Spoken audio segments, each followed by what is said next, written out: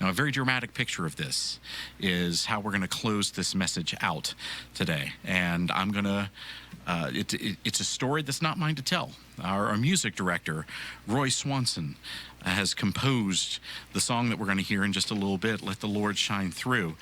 And, you know, I'm going to let Roy tell you the story himself.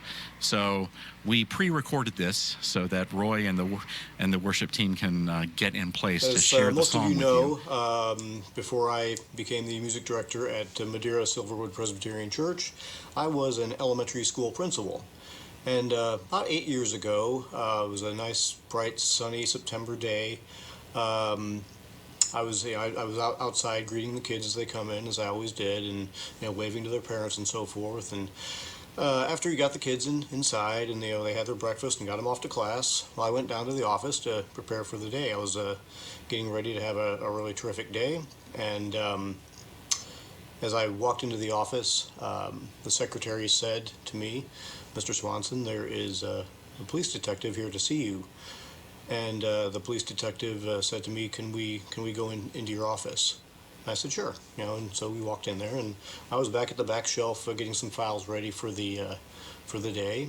And the detective said, "I'm not sure how to tell you this, but 2 of your students were shot this morning by their mother."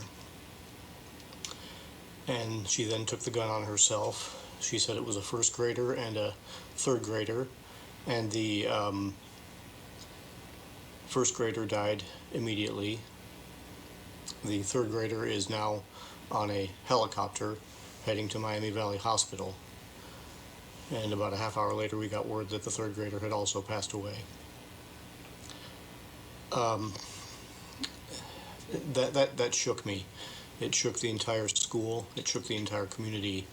I had to go to get the children's teachers. I brought them down to the conference room. We had activated the crisis team. We brought the counselors in, therapy dogs and so forth, and we took the teachers into the boys' teachers into the conference room and explained to them what had happened.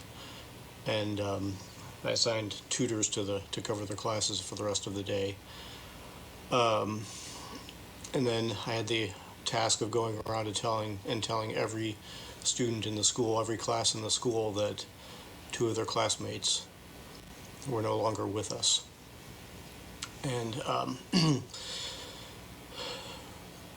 we set up a crisis room to help the kids and help the teachers and help everybody deal with this horrific tragedy.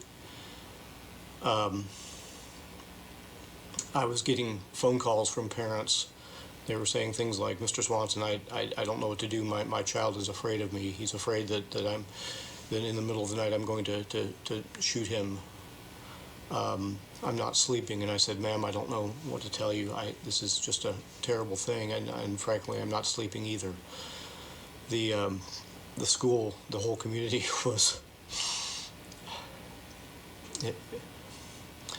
it was one of the most difficult things I've ever had to do in my life. And after a couple weeks, I went to the funeral, and there were 3 coffins, 2 little ones and 1 large one, which presumably held the body of the mother, who, as I said, took her own life after killing her kids. The community came together, and we got